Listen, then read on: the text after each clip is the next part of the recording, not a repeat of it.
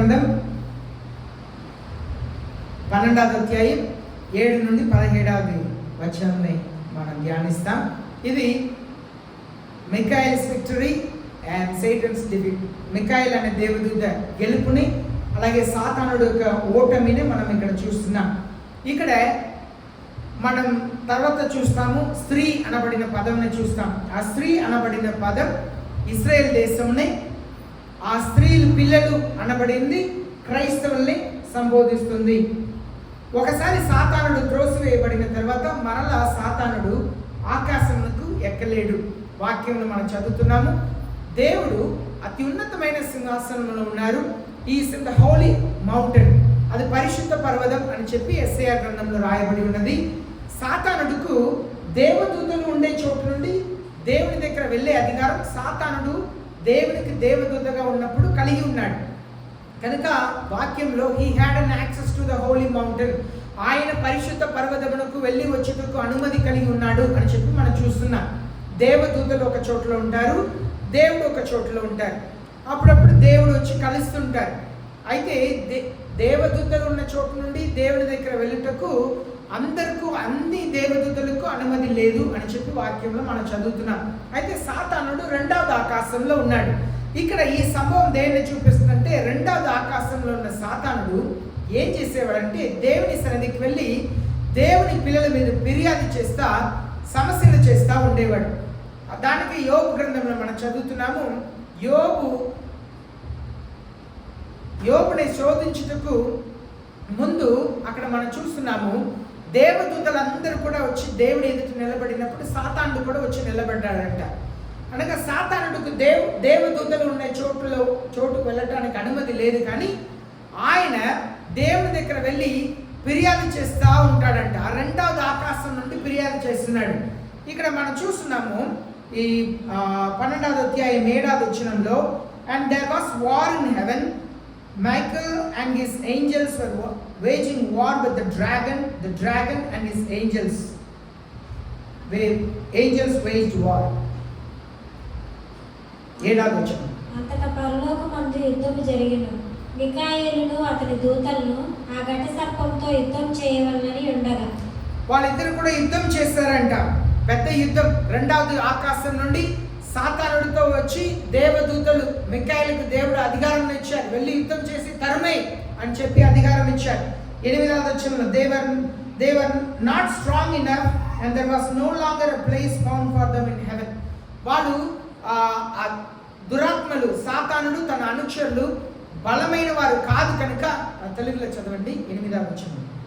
ఆ ఘట సర్పమును దాని దూతలను యుద్ధము చేసిరి గాని గెలవలేకపోయిరి కనుక పరలోకమందు వారికి స్థలము లేకపోయేను. ఇంకా పరలోకంలో వాళ్ళకి చోటు ఉండదు, ఇంకా పరలోకం వెళ్ళటానికి వాళ్ళకి అవకాశమే లేదు. 9వ వచనంలో, the great dragon was thrown down, the serpent of the old, who is called the devil and Satan, who deceives the whole world. He was thrown down to the earth and his angels were thrown down with him.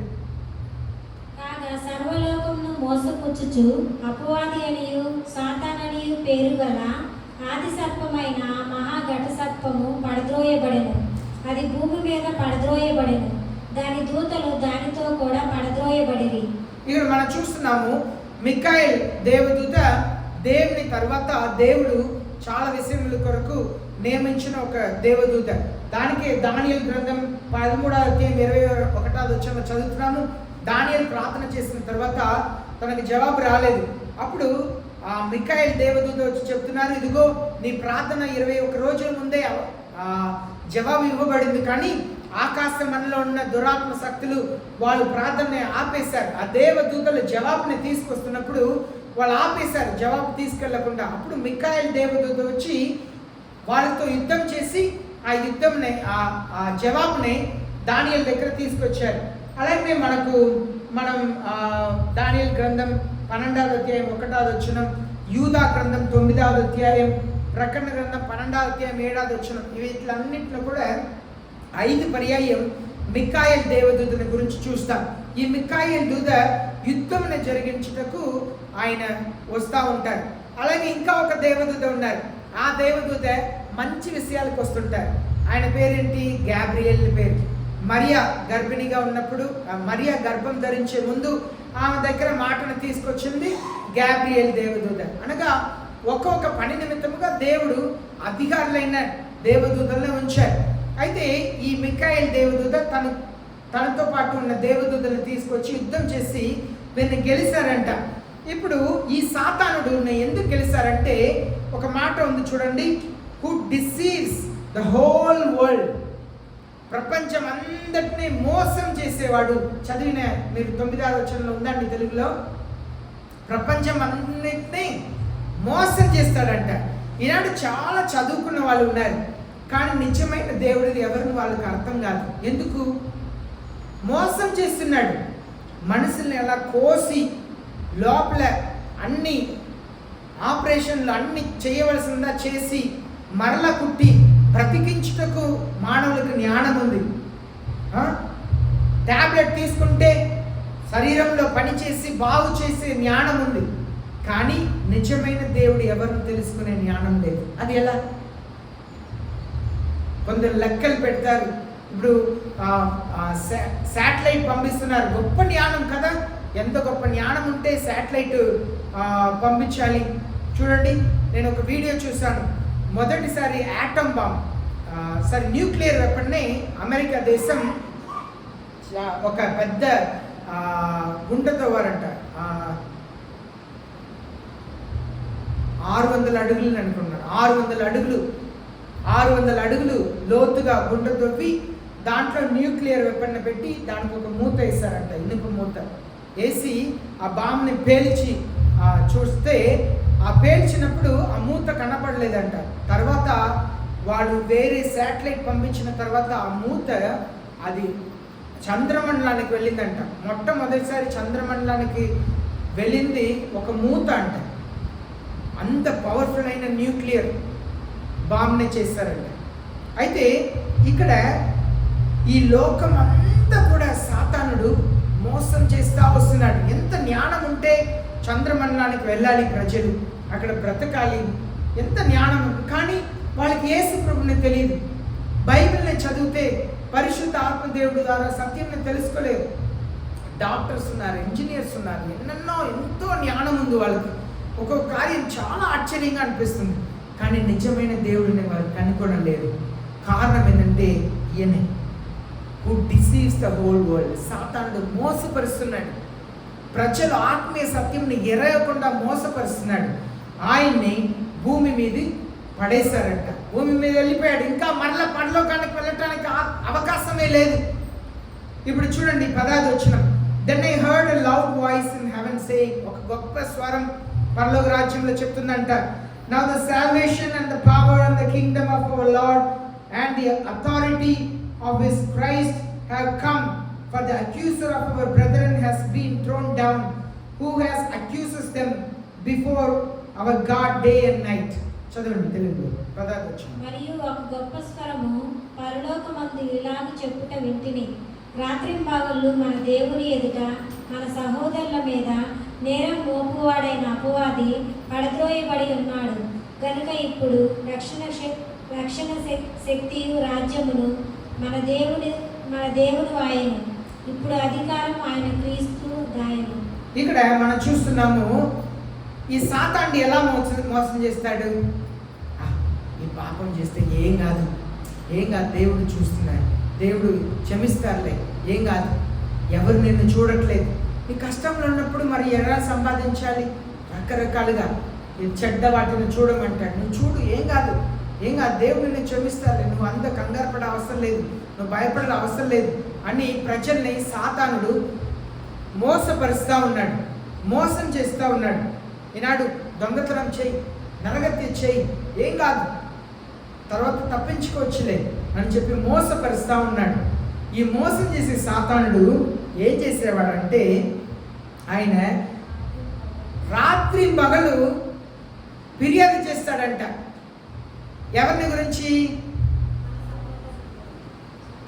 మన సహోదరులు అంటే ఎవరు? మీరు నేను, మనల్ని గురించి చెప్తాడంట. చూసావా అమ్మాయిని చూసావా? చర్చిలో ఈరోజు ఎలా పాటలు పాడింది చూసావా? ఈరోజు తెల్ల బట్టలు వేసుకొని వచ్చి ఎలా ప్రభు బల్లలో పాల్గొన్నది చూసారా? కానీ ఇంట్లో ఇలా ఏం మాట్లాడుతుంది చూసావా? భర్తకు లోబడదు, భర్తను ఎదురు తిరుగుతూ ఉండిద్ది, నా ఇష్టం నా జీవితం అన్నట్లుగా తిరుగుతూ ఉండిద్ది అని చెప్పి ఫిర్యాదు చేసిద్దంట. మన చర్చిలో ఎలా ఉన్నామని చూసి దేవుని దగ్గర వెళ్ళి చూసారా? ఆమె ఎలా వాక్యం చెప్పింది చూసారా? లేదా ఆమె ఎలా పాట పాడిందో చూసారా? ఎలా ప్రార్థన చేసిందో చూసారా అని చెప్పిద్దంట. తర్వాత పాపం చేసిన వెంటనే దేవుని దగ్గర వెళ్ళి చెప్పిద్దంట. చూసారా? ఫిర్యాదు చేస్తూ ఉంటుందంట రాత్రి పగలు. ఒకసారి పడేసిన తర్వాత ఇంకా ఫిర్యాదు చెప్పడానికి అవకాశం లేదు. ఎప్పుడు సాతానుడు ఆకాశం నుండి పడేయబడబోతున్నాడంటే ఈ లోకంని 7 సంవత్సరాలు పరిపాలించుటకు దేవుడు అధికారం ఇవ్వబోతున్నారు. ఆ కాలంలోకి ముందు పడేస్తారు. ఎందుకంటే అప్పుడు పడేసిన తర్వాత సాతానుడు మరలా ఆకాశంలోకి వెళ్ళలేడు. సాతానుడిని 1000 సంవత్సరాలు బంధిస్తారు దేవుడు. బంధించిన తర్వాత దేవుడే ఈ లోకంని స్వయంగా ఈ లోకంని పరిపాలన చేస్తారు. పరిపాలన చేసిన తర్వాత ఈ లోకం ఒక ముగింపుకు వచ్చేస్తుంది. దేవుడే ప్రజల్ని తీర్పు తీరుస్తారు. ఈ లోకం లయమైపోతుంది, నాశనం అయిపోతుంది. నూతనమైన ఆకాశంని నూతనమైన భూమిని దేవుడు సృష్టిస్తారు. ఇది జరగబోతుంది. అయితే 7 సంవత్సరాల పరిపాలనకు ముందు సాతానుడు ఆయన అనుచరుల్ని పడేయబోతున్నారంట. ఇప్పటి వరకు సాతానుడు ఎక్కడ ఉన్నాడంటే ఆయన లోకమంతా చుట్టూ తిరుగుతాడంట. అలా వస్తాడు, మీ ఇంటికి వస్తాడు. మీ ఇంట్లో అప్పుడే మీరు ప్రార్థన నుండి లేస్తాడు. మీ భర్త అలా వస్తాడు, ఒక చిన్న గొడవని పుట్టిస్తాడు, మళ్ళీ పక్క ఇంటికి వెళ్తాడు. ఎవరింట్లో గొడవ పుట్టిస్తుంటాడంటే దేవుని పిల్లల ఇంట్లోనే. ఆయన పిల్లల ఇంట్లోనే వెళ్ళడు. ఆయన సమస్య చేస్తా తిరుగుతూ ఉంటాడు. ప్రార్థన చేసే వాళ్ళు ఎవరు, దేవుని భయభక్తి కలిగిన వారు ఎవరు, అలా చుట్టూ తిరుగుతూ ఉంటాడు. కానీ ఇప్పుడు సాతానుడు ఒకసారి పడేసిన తర్వాత ఇప్పుడు ఆయన మరలా అక్కడికి వెళ్ళలేడు. సాతానుడు చుట్టూ తిరుగుతున్న సమయంలోనే ఇంత భయంకరంగా ఉన్నట్లయితే సాతానుడే ఈ లోకం నుంచి పరిపాలిస్తున్నప్పుడు ఎలా ఉంటుందో ఆలోచించండి. ఈనాడు నీతి జరగట్లేదు, న్యాయం లేదు. ఎక్కడ చూసినా నీతి లేదు, న్యాయం లేదు, అన్యాయములు అక్రమములు జరుగుతుంది. సాతానుడు తన అనుచరులు వస్తారంట. ఆకాశంలో ఉన్న వారందరినీ త్రోసివేస్తారంట. వాళ్ళు భూమి మీద పడతారంట. అప్పుడు ఎంత భయంకరంగా ఉంటుంది చూడండి. సాతానుడే స్వయంగా పరిపాలిస్తాడు. భయంకరంగా ఉండిద్ది. కనికరం ఉండదు, జాలి ఉండదు. మన భారతదేశంలో 16 నిమిషాలు, ప్రతి 16 నిమిషాలకు ఒక్కొక్క ఆడబిడ్డని మానభంగం చేస్తున్నారంట, రేప్ చేస్తున్నారంట ప్రతి 16 నిమిషాలకి మన భారతదేశంలో. ఇప్పుడు ఎలా ఉందంటే సాతానుడే వచ్చి స్వయంగా పరిపాలన చేస్తే ఎలా ఉండిద్ది? అన్యాయం, అక్రమం, దుర్మార్గతనం భయంకరంగా ఉండిపోతుంది. సాతానుడిని దేవుడు త్రోసివేసిన తర్వాత ఇప్పుడు చూడండి, అప్పుడు సాతానుడు అక్కడ నుండి ప్రతిరోజు మనల్ని గురించి ఫిర్యాదు చేసేవాడంట. చిన్న చిన్న విషయాలు కూడా దేవుడు చూసి చూడనట్లుగా వదిలాలని అనుకున్నా కూడా మనల్ని గురించి ఫిర్యాదు చెప్తాడంట దేవుని ఎదుట. ఇప్పుడు ఒక పెద్ద శబ్దం చెప్తుంది, ఇప్పుడు సమస్తము దేవునిదైంది. ఈ లోకమంతా, ఈ ఆకాశం అంతా కూడా దేవుని స్వాధీనంలోకి వచ్చేసింది. ఇప్పుడు వరకు 2వ ఆకాశంలో సాతాను ఉన్నాడు కనుక దేవుడు అక్కడ నుండి త్రోసివేసేశారు కనుక ఇప్పుడు సమస్తము దేవుని అధికారం కింద వచ్చేసింది. 11వ వచనం, and they overcame him because of the blood of the lamb, because of the word of the testimony. They did not love their life even when they faced with death. వారు గొర్రెపిల్ల రక్తమును బట్టి తామిచ్చిన సాక్ష్యమును బట్టి వారిని జయించి ఉన్నారు గాని మరణము వరకు తమ ప్రాణములను ప్రేమించిన వారు కాదు. ఇది దేవుని పిల్లలు, మన సహోదరులు మనల్ని గురించి చెప్పబడి ఉంది. మనం యేసయ్య రక్తం ద్వారా సాతానుని జయించాలి. సాతానుడు వస్తాడు, ఆ కాలంలో మరణం వచ్చింది. సాతానుడు వచ్చి 7 సంవత్సరాలు పరిపాలనిస్తున్నప్పుడు క్రైస్తవులను చంపుతారు. ఆ సమయంలో మరణములకైనా ఇష్టపడతారు, కానీ వాళ్ళ నోటి మాట చేత సాతానుడిని జయిస్తారంట. యేసయ్య రక్తము ద్వారా వాళ్ళ మాటలతో ఏమని సాక్ష్యం ఇస్తారు? పిలుస్తారు, నువ్వు క్రైస్తవుడువా, క్రైస్తవురాలువా అని చెప్పి నిన్ను అడుగుతారు. అవును, నేను క్రైస్తవుడిని, నేను క్రైస్తవురాలని చెబితే చంపుతాము అని చెప్తారు. నన్ను చంపినా పర్లేదు, నేను క్రైస్తవుడిని, నేను క్రైస్తవురాలిని. పోయిన నెల నేను మీకు చెప్పాను, మీరు చూడాలంటే తర్వాత వచ్చి అడగండి, నేను ఒక వీడియోని మీకు చూపిస్తాను అని చెప్పాను. ఒక్కొక్కరుగా వచ్చి అలా మోకరించి ఉండాలి, పెద్ద కత్తితో తలని నరుకుతున్నారు. ఒకరిని ఎవరైనా చూసారా వీడియో? ఎవరు చూడలేదా? పోయిన వారం వచ్చి మోకరించాలి, తలని నరుకుతారు, రక్తం అంత రక్తం. చుట్టూ ప్రజల నుంచి ఉన్నారు, చుట్టూ ప్రజలు చూస్తున్నారు. క్రైస్తవులకు అలాంటి హింస వచ్చినా కూడా నన్ను చంపినా పర్లేదు, నేను యేసయ్యనే నమ్ముతాను, నేను యేసయ్య బిడ్డనే, నేను క్రైస్తవుడిగానే మరలిస్తాను, అలాంటి ఒక ధైర్యం కలిగి ఉంటారంట. వారిని గురించి చెప్పబడేది, వారిని గురించి మనకు అలాంటి ఒక ధైర్యం. ఈనాడు చిన్న వర్షం వస్తేనే ప్రార్థనకు వెళ్ళాలా అని అనిపిస్తుంది. ఒకవేళ నిజంగా భయంకరంగా ఉంది, మనం రోడ్డు మీద నడిచి వెళ్ళలేము, అవకాశం లేదన్నప్పుడు యేసయ్య క్షమిస్తారు. ఒకవేళ మీ ఇంట్లో కూర్చొని మీరు ప్రార్థన చేసుకుంటే యేసయ్య క్షమిస్తారు. మీరు ప్రార్థనకు రాలేదని మాత్రం యేసయ్య మిమ్మల్ని శిక్షించే దేవుడు కాదు, మీ మీద కోపడే దేవుడు కాదు. మీ పరిస్థితిని మానవుల కంటే గొప్పగా ఎరిగిన దేవుడు యేసయ్య. కనుక దాని గురించి మీరు బాధపడని అవసరం లేదు. కానీ అవకాశం ఉన్నప్పుడు దేవుని సన్నిధిలో వచ్చి ప్రార్థన చేయటం అది ఆశీర్వాదం. దేవుని కొరకు మనం కష్టపడాలి, ప్రయాసపడాలి. వృద్ధులు మన ఊళ్ళో రోడ్డు బాగలేకపోయినా కష్టపడి వారు రావాలి. అలా మన దేవుని కొరకు ఎంత ప్రయాసపడుతున్నాం, దేవుని కొరకు ఎంత శ్రమ తీసుకుంటున్నాం అని దేవుడు చూస్తున్నారు. వీళ్ళు ప్రాణం మీదకి వచ్చినా కూడా వారి నోటి మాటల సాక్ష్యం వలన దేవుడు నాకు ఎన్నో కార్యం చేశారు, నా కొరకు యేసయ్య మరణించారు, నా కొరకు రక్తం కార్చిన యేసయ్య అని నేను ఎలా కాదని చెప్తానని నోటి మాట సాక్ష్యం ద్వారా, యేసయ్య రక్తం ద్వారా జయించారంట. మరి అంత యేసయ్యని నమ్మరంట. They overcame him because of the blood of the lamb. సాతానుడిని జయించారంట. మరణం వచ్చినా కూడా మరణమునకు తాము అప్పగించుకున్నారు, కానీ యేసయ్యని వదిలిపెట్టలేదు. పేతురుని తీసుకెళ్లి సిలువ వేయటానికి తీసుకొచ్చారంట. పేతురు చెప్పారంట, నా యేసు ప్రభులా మరణించుటకు నాకు అధికారం లేదు, నాకు ఇష్టం లేదు, కనుక నన్ను తల క్రింద సిలువ వేయండి అన్నారంట. యేసయ్య చేతులు పైకి ఉంటే కాళ్ళు కిందకు ఉంటే పేతురుని కాళ్ళు పైకు చేతుల్ని కిందకు వచ్చి అలా సిలువ వేస్తారంట.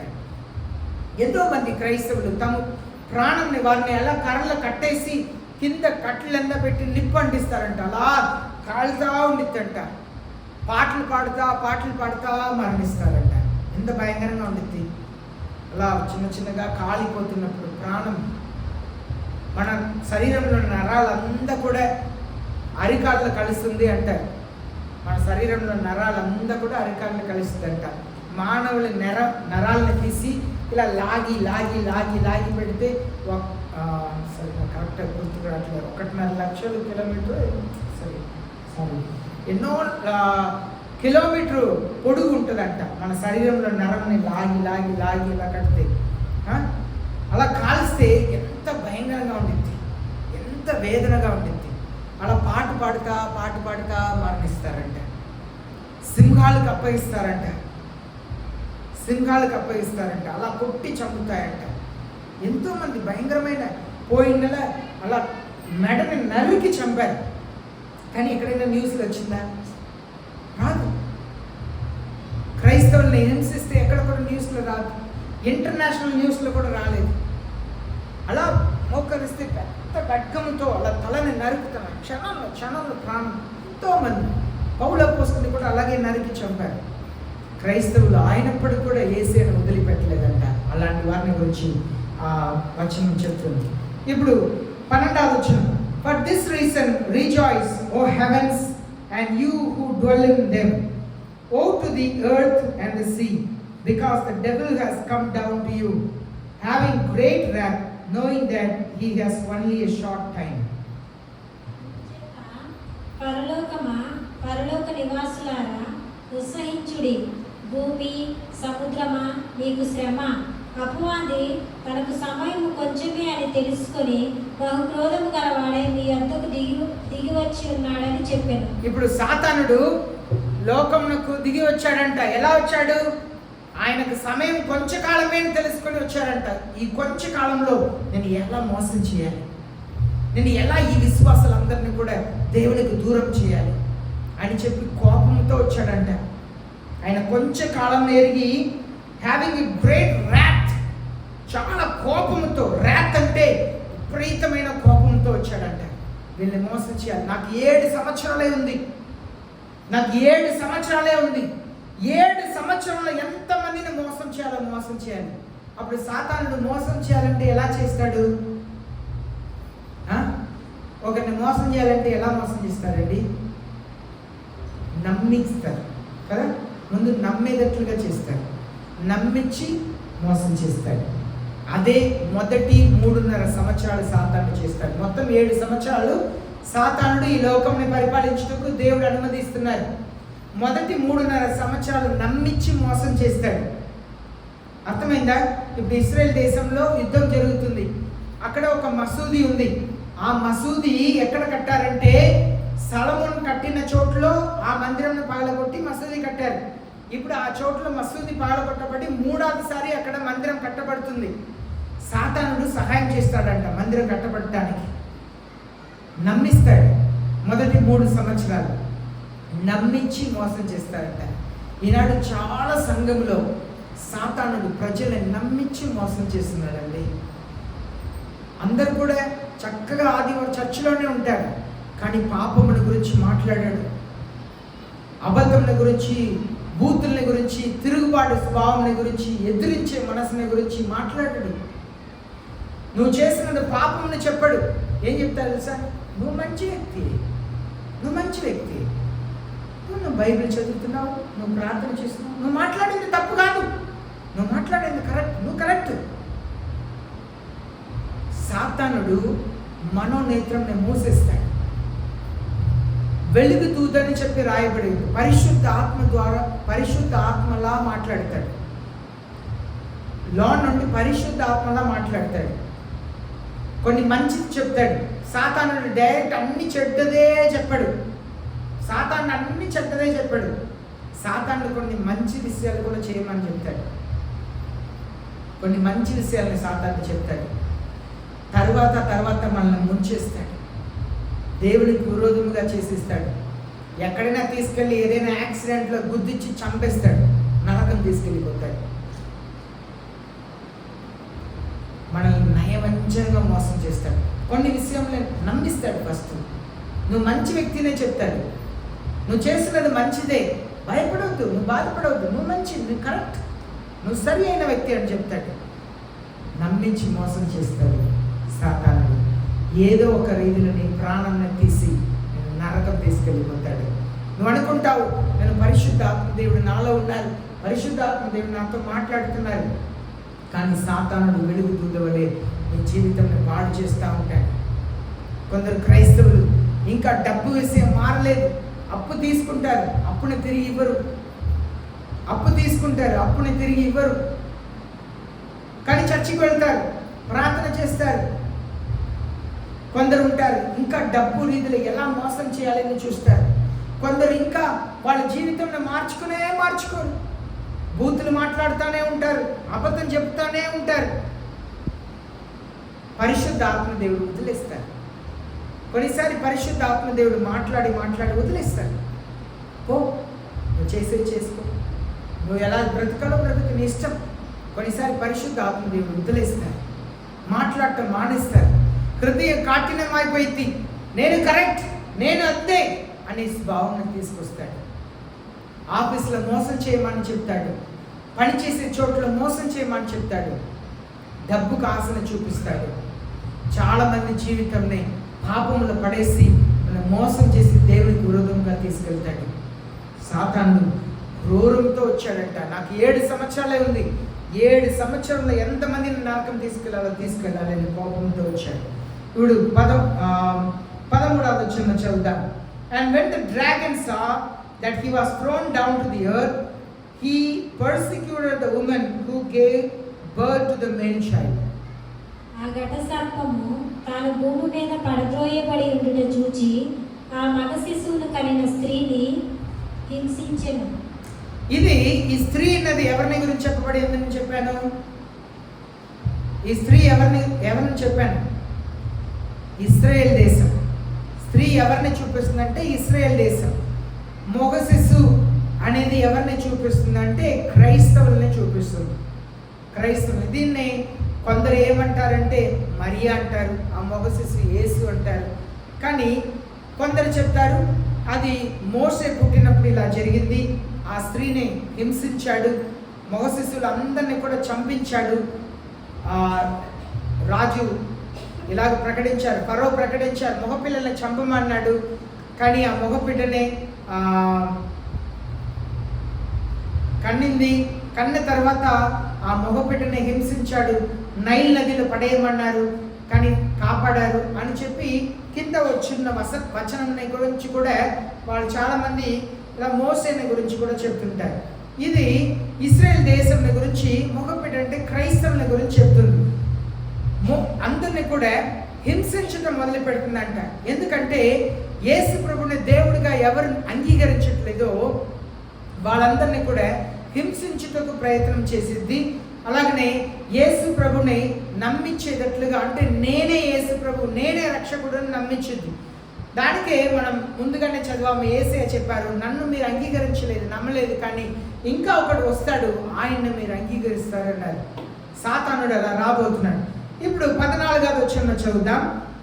But the 2 wings of the great eagle were given to the woman so that she could fly into the wilderness to her place. There she was nourished for a time and times and a half a time from the presence of the serpent.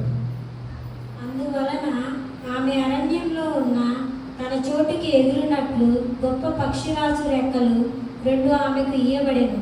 అచ్చట ఆ సర్పముఖమును చూడకుండా ఆమె ఒక కాలములు అర్ధకాలము పోషింపబడను. ఇది దేన్ని చూపిస్తుందంటే కాలములు అర్ధకాలం. ఇది కాలం అంటే 1 సంవత్సరం.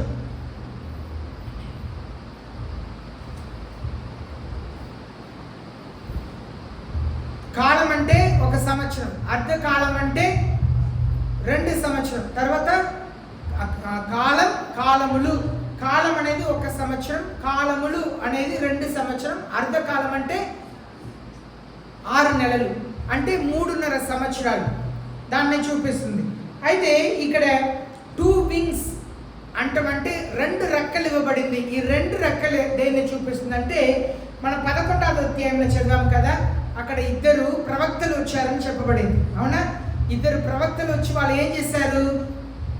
వాళ్ళు అద్భుత కార్యములు, ఆశ్చర్య కార్యములు చేశారు. వారి నోటి నుండి ఏమొచ్చింది? అగ్ని వచ్చిందని మనం చదివాం. అయితే ఈ 2 రెక్కలు అనేది ఆ 2 ప్రవక్తలని గురించి చెప్పబడి ఉంది. ఆ 2 ప్రవక్తలు స్త్రీలు. ఈ స్త్రీ అనబడింది, ఈ స్త్రీ వనాంతరములకు, ఎడారి ప్రాంతములకు వెళ్ళిందంట. అక్కడ కొంతకాలం పోషించబడుటకు అవకాశం ఇవ్వబడింది అని చెప్పబడింది. ఇది కూడా మరియా బిడ్డకి జన్మం ఇచ్చిన తర్వాత అగిప్తుకు వెళ్ళింది అని చెప్పి కొందరు చెప్తుంటారు. కానీ వాస్తవంలో కాలం అనేది సంవత్సరం, కాలములు అనేది 2 సంవత్సరం, అర్ధకాలం అనేది 6 నెలలు, 3.5 సంవత్సరం గురించి చెప్పబడి ఉంది. 2 రెక్కలు అనేది 2 ప్రవక్తల గురించి చెప్పబడి ఉంది. ఆ ప్రవక్తలు ఈ 3.5 సంవత్సరంలో క్రైస్తవుల్ని కాపాడుటకు ప్రయత్నం చేస్తారు. దానికే మనం చదివాము 11వ అధ్యాయంలో, ఆకాశం నుండి అగ్నిని రప్పిస్తారంట. అవసరమైతే వాళ్ళు ప్రజల్ని హింసిస్తారంట, బాధ పెడతారంట.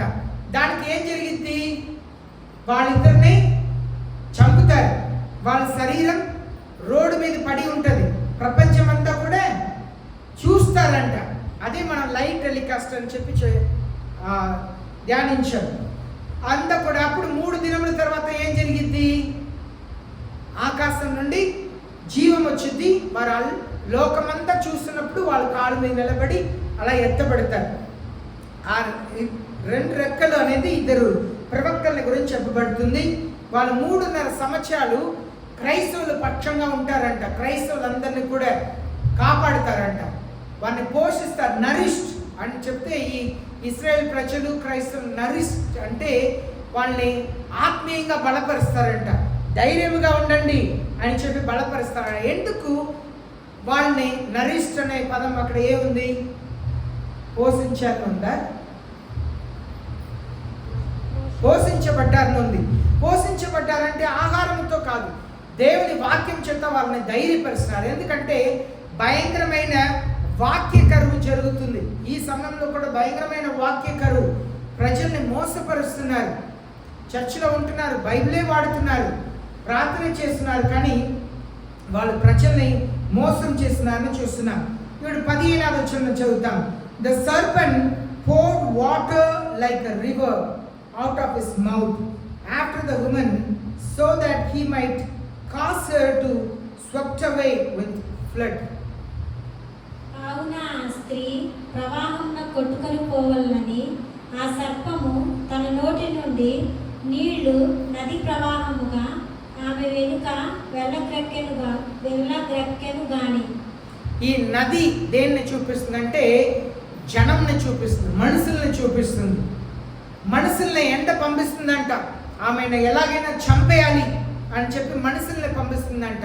అదే మనం చూస్తున్నాము. ఆ 2 రెక్కలు అనేది ఇద్దరు ప్రవక్తలు.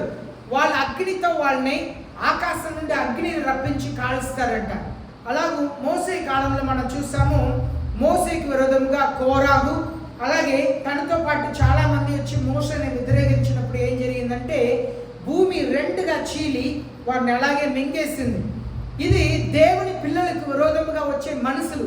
ఈ జలం అనేది మనుషుల్ని చూపిస్తుంది. సాతానుడు మిలిటరీని పంపిస్తాడు, మనుషుల్ని పంపిస్తాడు. క్రైస్తవుల్ని హింసించుటకు, వేధించుటకు, చంపుటకు మనుషుల్ని పంపిస్తాడు. అప్పుడు దేవుని పిల్లలు దేవుని మీద విశ్వాసం కలిగి ఉండుటకు ఆ ఇద్దరు ప్రవక్తలు వారి పక్షంగా నిలబడి కార్యం చేస్తుంటారు. ఇప్పుడు 16వ వచనం. And the earth helped the woman, and the earth opened its mouth and drank up the river which the dragon poured out of his mouth. భూమి ఆ స్త్రీకి సహకారి అయి తన నోరు తెరిచి ఆ ఘట సర్పము తన నోటి నుండి గ్రక్కిన ప్రవాహమును మింగివేసింది. ఆ నీటి ప్రవాహంని భూమి మింగేసిందంట. అది ఏం చెప్పిస్తుందంటే భయంకరమైన ఒక ఎర్త్ క్విక్. ఎవరెవరు దేవుని పిల్లలకు విరోధంగా వస్తున్నారు అంటే భూమి నోరు తెరచి వారిని మృంగేస్తుందంట. ఎలాగ మోసే కాలంలో జరిగిందో, కోరాహు తనతో పాటు ఉన్న వారిని అలా భూమి నోరు తెరిచి మృంగేసిందో ఆ కార్యం జరిగిద్ది అని చెప్పి ఇక్కడ మనం చూస్తున్నాం. 17వ వచనం. So the dragon was enraged with the woman and went off to make war with the rest of her children who keep the 10 commandments of God and hold to the testimony of Jesus. అందుచేత ఆ ఘట సర్పము ఆగ్రహం తెచ్చుకొని దేవుని ఆజ్ఞలు గైకొనుచు యేసును గూర్చి సాక్ష్యం ఇచ్చుచు ఉన్నవారైన ఆమె సంతానంలో శేషించిన వారితో యుద్ధము చేయుటకై బయలువెడలి సముద్ర తీరమున నిలిచెను. ఇక్కడ చూస్తున్నాము ఈయన సాతానుడు ఏం చేస్తాడంటే ఆయన దేవుని పిల్లలతో యుద్ధం చేయుటకు, దేవుని పిల్లల్ని చంపుటకు బయలుదేరుతారంట. ఆ స్త్రీ అనేది ఇశ్రాయేల్ దేశం ద్వారా యూదుల ద్వారానే మనకు రక్షణ వచ్చిందని మనం రోమిలి గ్రంథంలో చదువుతున్నాం. పౌలు అపోస్తలుడు అదే చెప్తున్నారు. ఆ ఒలివ కొమ్మల్ని నరికేసి, ఫలమివ్వని ఒలివ కొమ్మల్ని నరికేసి అడవి కొమ్మల్ని అక్కడ అతికించారంట. యూదుల వల్లనే మనం యేసు ప్రభుని స్వీకరించాం. కనుక సాతానుడు కోపంతో క్రైస్తవులందరినీ కూడా చంపుతాడు. ఈ క్రైస్తవులందరూ ఎవరు? ఈ 7 సంవత్సరాలు ఉన్న క్రైస్తవులు ఎవరు? 7 సంవత్సరంలో ఈ లోకంలో ఉన్న క్రైస్తవులు ఎవరు? విడవబడిన వారు. ఎవరెవరైతే యేసయ్య రాకడలో ఎత్తబడకుండా విడవబడబోతున్నారో ఈ శ్రమలు అనుభవించేదంతా ఆ క్రైస్తవులు. ఆ కాలంలో కూడా నేను యేసు ప్రభుని నేను విడవబడ్డాను, కానీ నా ప్రాణం పోయినా పర్లేదు, యేసు ప్రభువే దేవుడు. మనలో చాలా మంది అందరూ కూడా యేసు ప్రభువే దేవుడిని నమ్ముతున్నారు కదా, యేసు ప్రభువే దేవుడిని నమ్ముతున్నారు. కానీ కొన్ని రహస్య పాపములు జీవిస్తున్నారు, కొన్ని ఇవన్నీ రహస్య పాపం. ప్రార్థన జీవితం లేదు, వాక్యం చదవటం లేదు, ఎంకరేజ్ చేసే ఆత్మ లేదు. ఎంకరేజ్ చేయ మన పిల్లల్ని కూడా మనం ఎంకరేజ్ చేయం. చదువు, దేవుడు నీకు తోడున్నారు, ధైర్యపరచము. మన భర్తను ఎంకరేజ్ చేయము, భార్యను ఎంకరేజ్ చేయము. కొన్నిసారి నోరు విప్పితే డిస్కరేజ్మెంట్ నిరుత్సాహపరిచే ఆత్మతోనే మాట్లాడతాం. బైబిల్ చెప్తుంది ప్రతిరోజు మనం ఎంకరేజ్ చేయాలంట, ధైర్యపరచాలంట. కనుక మనం యేసయ్య నమ్ముతున్నాం కానీ పాపంలో జీవిస్తున్నాం. ఎవరు విడవబడతారు? యేసయ్య నమ్మి రహస్య పాపంలో విడిచిపెట్టకుండా జీవిస్తున్న వాళ్ళందరూ కూడా విడవబడతారు. కనుక వాళ్ళకి యేసయ్య అంటే ప్రేమే, యేసయ్య అంటే ఇష్టం, యేసయ్య అంటే ప్రేమ, యేసయ్య మీద విశ్వాసం ఉంది. కానీ పాపముని కూడా విడిచిపెట్టలేకపోతున్నారు. అలాంటి వారే వదిలిపెట్టబడతారు, యేసయ్య రాకడలో విడవబడతారు. వాళ్ళు సాతానుడు వచ్చి వాళ్ళకి తెలిసిపోయింది సాతానుడు పరిపాలిస్తున్నాడు అని తెలిసినప్పుడు వాళ్ళు మేము పాపం చేయటం వలన విడవబడ్డాం. కానీ యేసయ్య మాత్రం దేవుడు కాదని మేము చెప్పలేము. యేసు ప్రభువే దేవుడు అంటే అప్పుడు వాళ్ళని చంపుతారు. అలాంటి కాలం వస్తుంది ముందు. ప్రియమైన దేవుని జనమా, నేను మీకు క్లుప్తంగా ఈ వాక్యం మాత్రమే వివరించాను. ఇంకా చాలా రెఫరెన్స్తో మీకు మంచి బైబిల్ స్టడీ నేను ప్రిపేర్ చేసి తీసుకొచ్చినట్లుగా చాలా వాక్యములతో మీకు నేను చెప్పలేదు. ఎందుకంటే నేను అన్ని వాక్యములని తీసి మీకు వివరించి చెప్పటం కంటే క్లుప్తంగా జరగబోయే సత్యంని మీరు అర్థం చేసుకొని యేసయ్య రాకడ కొరకు మిమ్మల్ని మీరు సిద్ధపరచుకొని జీవిస్తే అది గొప్ప ఆశీర్వాదకరంగా ఉంది. యేసయ్య రాకడ కొరకు మనల్ని మనం సిద్ధపరచుకోవాలి, అది చాలా ప్రాముఖ్యం. యేసయ్య రాకడ కొరకు సిద్ధపడాలి. యేసయ్య రాబోతున్నారు. చూస్తూ ఉండండి. అన్ని లోకంలో అన్ని మామూలుగా ఉంటుంది. యుద్ధం ఒకవైపు, వరదలు ఒకవైపు, ఎన్నెన్నో జరుగుతూ ఉండేది. యేసయ్య వస్తారు. ఎవరెవరు పరిశుద్ధ ఆత్మకు ఆలయంగా ఉన్నారు. భాషల్లో మాట్లాడేవారు కాదు. ఈనాడు భాషల్లో మాట్లాడేవారు చాలామంది చర్చిలో మాట్లాడతారు. కానీ ఇంట్లో సొంత తోపుట్లతో మాట్లాడేటప్పుడు కూడా ఆత్మీయమైన మాటలు మాట్లాడరు. స్నేహితులతో ఆత్మీయమైన జీవితం ఉండదు. సంఘంలో ఆత్మీయమైన జీవితం ఉండదు. ఇంట్లో ఆత్మీయమైన జీవితం ఉండదు. భాష అనేది దేవుడు కొందరికి వరంన ఇచ్చి ఉన్నాడు, అది కొందరికి ఇచ్చి ఉన్నాడు. కానీ పరిశుద్ధ ఆత్మదేవుడు అందరూ నివసించుటకు ఇష్టపడుతున్నారు. అందరినీ తన ఆత్మ చేత అభిషేకిస్తున్నారు. కనుక ఎవరెవరు పరిశుద్ధ ఆత్మకు ఆలయంగా ఉన్నామో మనమందరూ కూడా ఎత్తబడతాం. పరిశుద్ధ ఆత్మకు ఆలయంగా లేని క్రైస్తవులు అందరూ కూడా విడవబడతారు. అందరూ క్రైస్తవులే, యేసయ్యని నమ్ముతున్నారు, ప్రార్థన చేస్తున్నారు, వాక్యం చదువుతున్నారు. కానీ కొన్ని పాపములను వదిలిపెట్టలేకపోతున్నారు. అవిధేయత పాపం, తిరుగుబాటు స్వభావం పాపం, నేను అనే స్వభావమునకు బ్రతకటం పాపం, స్వచిత్తమునకు చావకుండా ఉండటం పాపం. రహస్య పాపంలో జీవిస్తున్న వారందరూ కూడా విడవబడతారు. భయంకరమైన శ్రమల్లో వెళుతారు. పరలోక రాజ్యం వస్తారు వాళ్ళు, కానీ భయంకరమైన శ్రమల ద్వారా పరలోక రాజ్యం వస్తారు. శ్రమలు లేకుండా పరలోక రాజ్యం వెళ్ళాలంటే యేసయ్య రాకడకు సిద్ధపడాలి. యేసయ్య రాకడకు సిద్ధపడాలి. యేసయ్య వచ్చినప్పుడు ఎత్తబడాలి. శ్రమలు లేకుండా, లోకంలో ఉన్న శ్రమలు లేకుండా ఉండాలంటే పరిశుద్ధ ఆత్మకు ఆలయంగా ఉండాలి. నోటిని కట్టుకోవాలి, కళ్ళని జాగ్రత్తగా చూసుకోవాలి, ఆలోచనని కాపాడుకోవాలి, హృదయంని కాపాడుకోవాలి. దేవుని కొరకు పరిపూర్ణంగా జీవించుటకు, కనికరం కలిగి జీవించుటకు, పరిశుద్ధంగా జీవించుటకు ప్రయాసపడాలి. అలాంటి క్రైస్తవులు మాత్రమే ఎత్తబడతారు. మిగిలిన క్రైస్తవులు అందరూ కూడా విడవబడబోతున్నారు. అందరూ మోకరిస్తాం, ప్రార్థన చేస్తాం. ప్రియమైన దేవుని జనమా, దేవుని సన్నిధిలో మిమ్మల్ని మీరు సమర్పించుకోండి. దేవుని సన్నిధిలో మిమ్మల్ని మీరు సమర్పించుకోండి.